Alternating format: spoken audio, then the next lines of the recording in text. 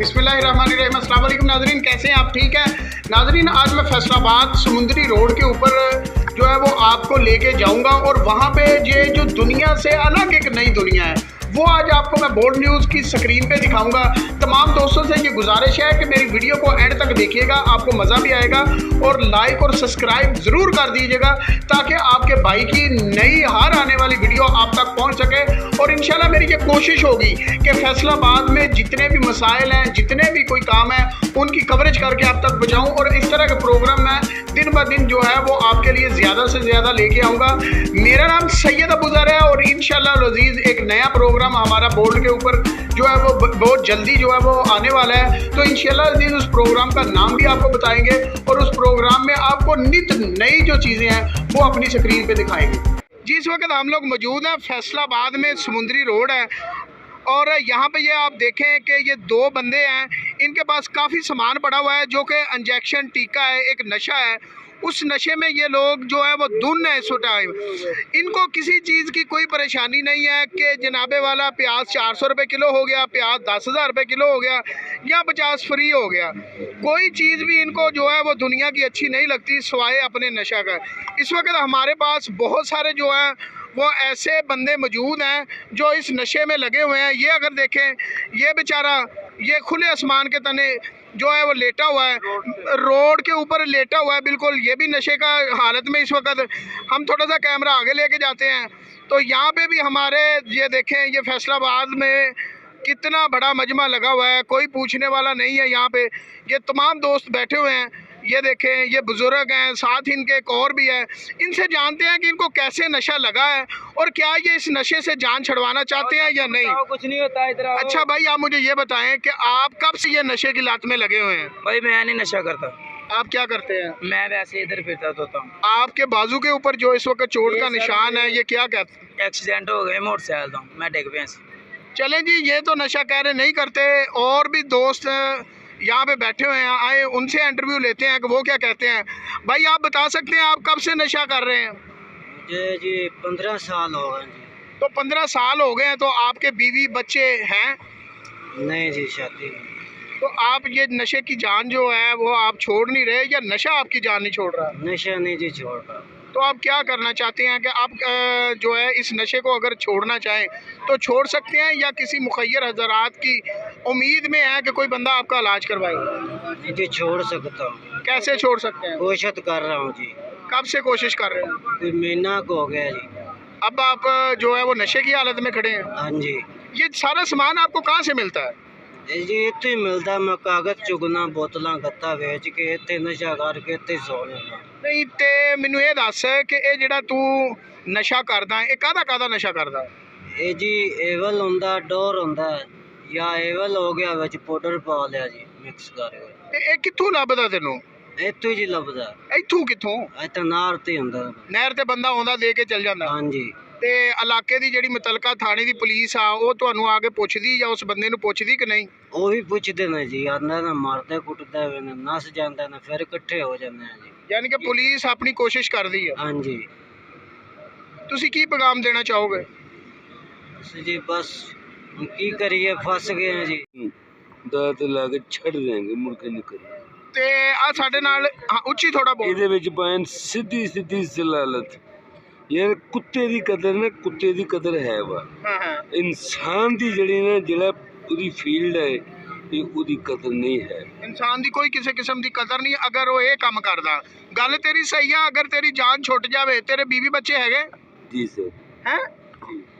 शादीशुदा है? कितने बच्चे तेरे?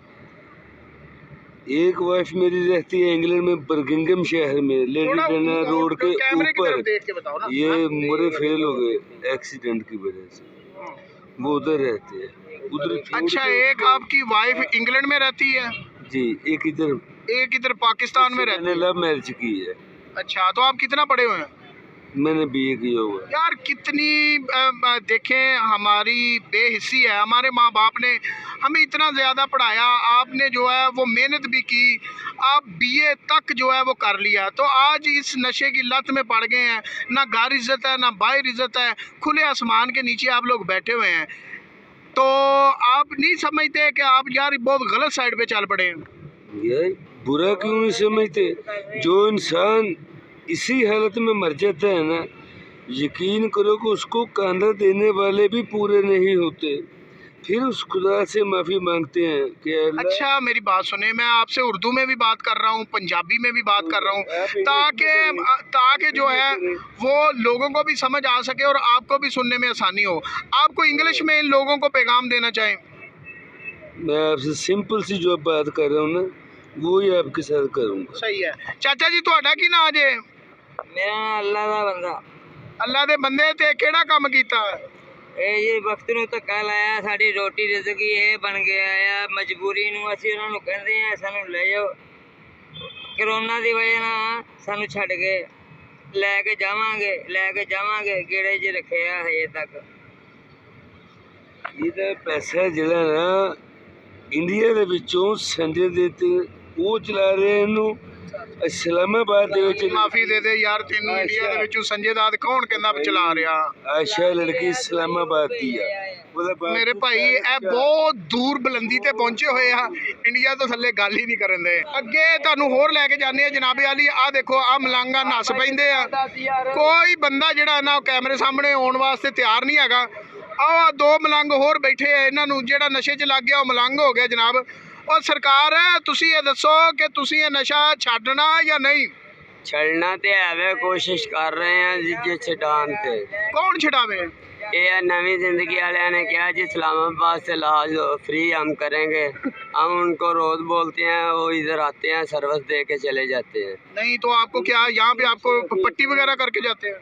पट्टी वगैरह नहीं है, सनी प्लास और सरिंजा, सनी प्लास और स्पिरिट जो है ना वो इस्तेमाल नहीं करने देते एक दूसरे की, वो दे जाते हैं। तो उनको बोला है पेपर और फार्म जो है ना वो पूरे हो गए हैं। मज़ेदारी दी एक गल दसना चाह रहे हैं जी, वो भी सुन लीजिए। के अंदर एक लड़का फौत होता है, एक लड़का हर हफ्ते के अंदर 3 माह में 16 लड़के फौत हुए हैं।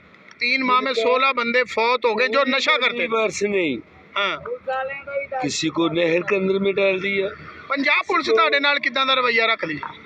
ਉਹ ਹੁੰਦੇ ਆ ਕਿ ਪੈਸੇ ਵੀ ਲੈ ਜਾਂਦੇ, ਸਮਾਨ ਵੀ ਲੈ ਜਾਂਦੇ ਆ। ਪੈਸੇ ਤੇ ਤੁਹਾਡੇ ਕੋਲ ਹੁੰਦੇ ਨਹੀਂ, ਤੁਸੀਂ ਕਿੱਦਾਂ ਕਿੰਨੇ ਪੈਸੇ ਲੈ ਜਾਂਦੇ? ਸਾਡੇ ਕੋਲ ਕਿਉਂ ਨਹੀਂ ਹੁੰਦੇ? ਆ ਜਿਹੜਾ ਸਾਡਾ ਸਮਾਨ ਹੈ ਇੱਧਰ ਆ ਤੂੰ ਮੇਰਾ ਪੁੱਤ, ਇੱਧਰ ਆ ਕੇ ਮੈਨੂੰ ਦੱਸ, ਇੱਥੇ ਸਾਹਮਣੇ ਆ ਕੈਮਰੇ ਅੱਗੇ ਇਹ ਪੈਸੇ ਸਰ ਆ ਜਾ। ਹਾਂ ਪੈਸੇ ਕਿੰਨੇ ਆ ਤੇਰੇ ਕੋਲ ਹੁਣ? ਕਿੰਨੇ ਦਿਖਾ। मेरे को इस टाइम 10 रुपये है ना। ਤੇਰੇ ਕੋਲ ਚੋਰੀ ਕਿੰਨੇ ਪੈਸੇ ਆ ਇਸ ਟਾਈਮ? ਮੇਰੇ ਕੋਲ 300-400 ਦਿਖਾਓ ਕਿੱਥੇ ਆ।